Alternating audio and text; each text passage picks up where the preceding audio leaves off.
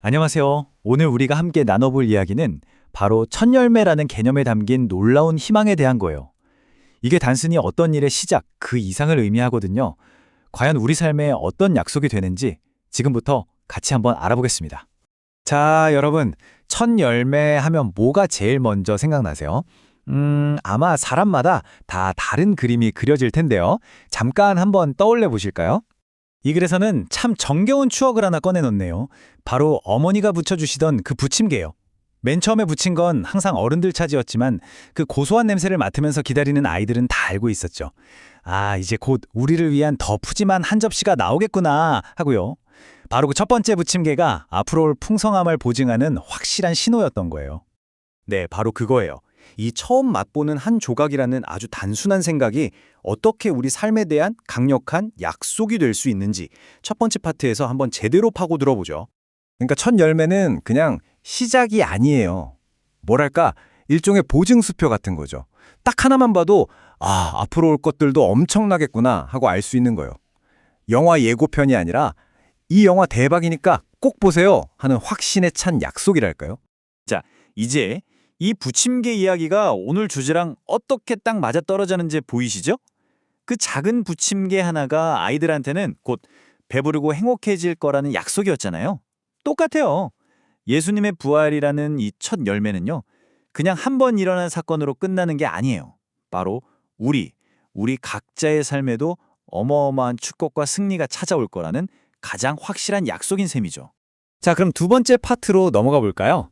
여기서는 예수님이 어떻게 이 약속에 살아있는 증거가 되셨는지, 그리고 인류가 가진 가장 큰 문제, 바로 죽음이라는 걸 어떻게 이겨내셨는지 한번 들여다볼게요. 이걸 보면 정말 극명하게 대비가 되죠. 왼쪽에 아담, 불순종으로 인해서 우리 모두에게 죽음이라는 길이 시작됐어요.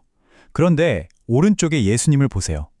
이 흐름을 완전히 180도 뒤집어 버리신 거죠. 그분의 승리로 죽음이 아니라 생명으로 가는 새로운 길을 활짝 열어주셨어요. 이건 인류 역사에서 가장 엄청난 반전이라고 할 수 있겠죠. 여기서 정말 놀라운 건 예수님이 죽음과 싸우신 방법이에요. 칼이나 창 같은 무기로 싸우신 게 아니잖아요. 오히려 자신의 모든 것을 내어주는 희생이라는 방법으로 죽음과 정면으로 맞서셨어요.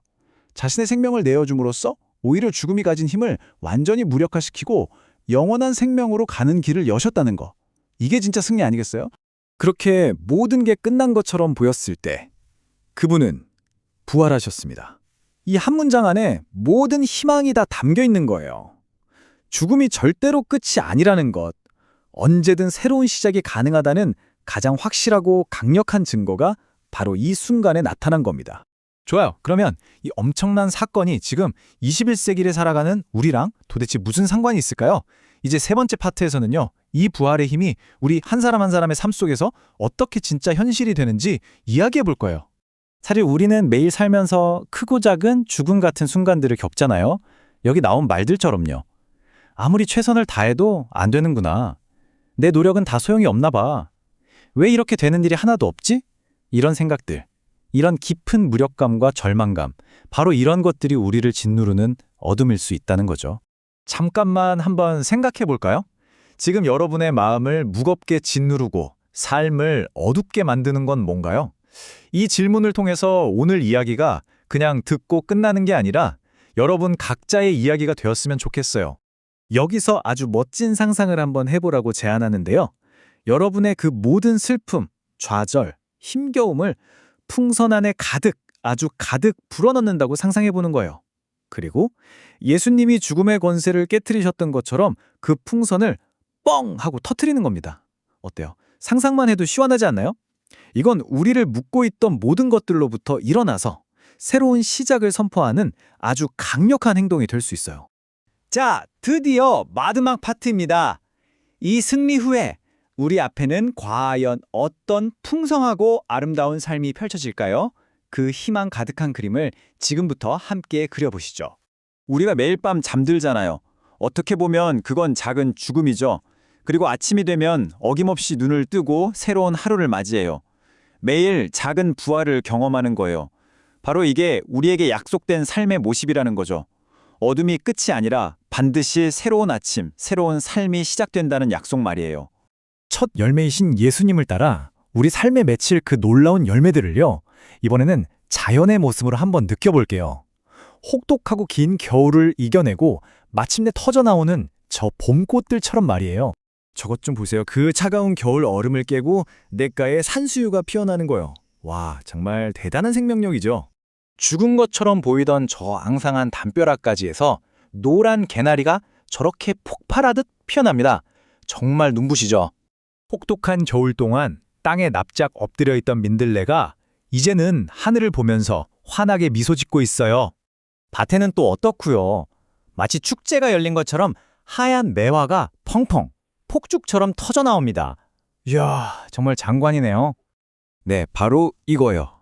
첫 번째 꽃 한 송이가 피었다는 건 여기서 끝이 아니라 이제 시작이라는 신호잖아요. 곧 온 산과 들이 수많은 꽃들로 뒤덮일 거라는 약속이죠. 예수님의 부활이 바로 그 첫 번째 꽃과 같아요. 그분을 따라서 우리의 삶도 결국 저렇게 활짝 피어날 거라는 겁니다. 그러니 여러분, 우리는 더 이상 절망 속에서 주저앉아 있을 이유가 없는 거예요. 이미 우리 앞에 생명으로 가는 길이 활짝 열렸으니까요. 그러니까 주춤하지 마세요. 넘어지는 걸 두려워하지 마세요. 담대하게 그 길을 걸어가면 됩니다. 주님의 첫 열매는 우리에게 이미 보여졌습니다. 이제 그 질문은 우리 각자에게로 돌아옵니다. 그 위대한 시작을 믿고 살아가는 당신의 삶에서는 앞으로 과연 어떤 놀랍고 아름다운 열매들이 맺히게 될까요? 이것이 바로 오늘 우리가 함께 나눈 이야기가 여러분께 남기는 가장 큰 희망의 질문입니다.